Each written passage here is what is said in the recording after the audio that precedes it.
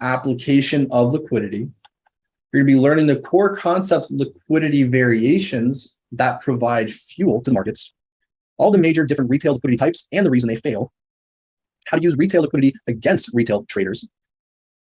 What the heck? Hopefully just log down. And again, in order to know where to win, you guys must first know where to lose. Where is everyone losing in the market? What strategy, no matter if you've done, indicator, basic retail, if you've done S&C, don't just study your wins, study where you lose with the data that you have for consistently. Are you losing based off of your order blocks? Are you losing based on structure? Are you losing anywhere? It doesn't matter at that point. Right? There's always some commonality. So it's going to enable you to think by mastering these types. It's going to enable you to think from a logical perspective and give you the expert understanding of why all strategies lose at a certain place in time. When I say logical perspective, there's a difference between logical perspective of actual market operations compared to a retail logical perspective. For instance, we know that it would make sense conceptually if there's a support. Well, retail's like, oh, it's already rejected a few times. It's going to continue higher. But there's a difference between retail perspective and actual logic based on market operations. So that's just a key insight as to what we're going to be getting into now. So first things first, what is liquidity and why is it important? At the end of the day, liquidity is the volume of exchange between buyers and sellers. Now, there's a whole bunch of different applications for liquidity, and it doesn't matter if it's liquid assets, XYZ, but for the time being, we're just saying it's the volume of exchange between buyers and sellers in any marketplace. Liquidity is what provides fuel to the markets, and without it, it would not exist. It would not exist.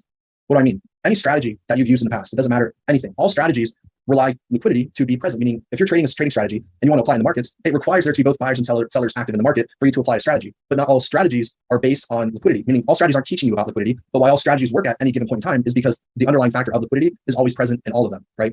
So what does it actually mean? It's essentially the more liquid an asset, an instrument, a pair, whatever it is, it just means the more freely you can enter and exit the market as you choose. If you're trying to sell, your positions, but there's not any buyers who are willing to buy it back, you can't sell that position until there's a buyer that'll actually buy it back. So that's what liquidity is, being able to enter and exit freely when there's a whole bunch of liquidity of people trading on the back end, someone who can cover and take your order in the opposite direction.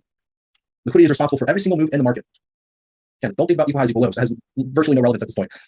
Any move that happens, whether you go 1 pip higher, 200 pips higher, lower, doesn't matter. Any individual move always requires liquidity to go there, right? Liquidity acts as a magnet for price. Liquidity is always building, it's always seeking, it's always collecting, and then repeating. All of this is simultaneously happening on all different time frames all across the board. One move that happens in the moment is going to be a purposeful move that price is going to have to either build, seek, collect in the future. So liquidity is a big magnet that price is attracted to everywhere. And liquidity, going more in depth to it, why do we identify it and what does liquidity actually tell us? Liquidity tells us 3 important things. Liquidity tells us where price has already been. It tells us where it's going and how it will get there. It tells us where the money, or more professionally, is the gas is of any move in the market, right? So what is actual gas? What's gas in liquidity? If we know that liquidity is the volume of buyers and sellers, what is the actual gas of those buyers and sellers? What are the actual different positions these buyers and sellers are taking that are making a liquid market? Well, gas comes in the form of stop losses and all pending orders, whether it's a stop order, if it's a buy stop, if it's a sell stop, if it's a buy limit, or if it's a sell limit. If it's stop loss, if it's take profit, all of this is liquidity. Anything about someone's position is liquidity. But most specifically is where traders are losing. That is liquidity. Where is money in the eyes of the institutions or the algorithm? And that is based on where everyone is losing. So think to yourself, well, if this is the money or the gas, this is what and where people are going to be losing. So we need to focus on where everyone is going to be losing, so then we know where the money is, where we want to be collecting before price goes anywhere in the market. You guys about another 20 seconds or so, we're going to keep going. Again, just paraphrase, because we got a lot to go through.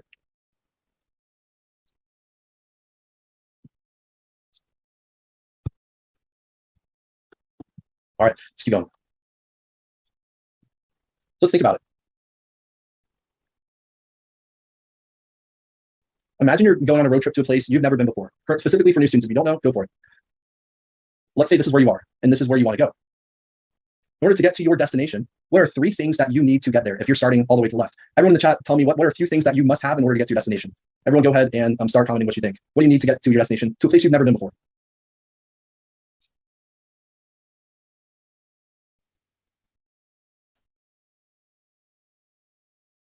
All right, right? So let's think about it. The first thing you need is you're going to need some form of transportation. That's a given, right? So your first form of transportation, you're going to need in order to go anywhere, right? You always need a vehicle that's going to take you to your destination. And we're talking about something that's not close, right? So the next thing that you need is, after you have your vehicle, you need a way to get there, right? If you've never been there before, you need to figure out what's going to allow you to get there. And that's going to be a map, some form of navigation system, GPS. So now you have 2 out of the 3. You have your directions on where price is going to go, or where the destination is, how you're going to get there when it comes to directions. What's going to allow you to get there is going to be your transportation. And arguably the most important factor that's going to allow you to get to your destination is going to be the gas. It's going to be your gas. So all along the way, if you have your car and you have your destination, if you do not have enough gas or fuel in your vehicle, you will not make it to your destination. But if you have more than you need, it's going to be utilized for a future trip, right? It's going to be utilized for a future trip.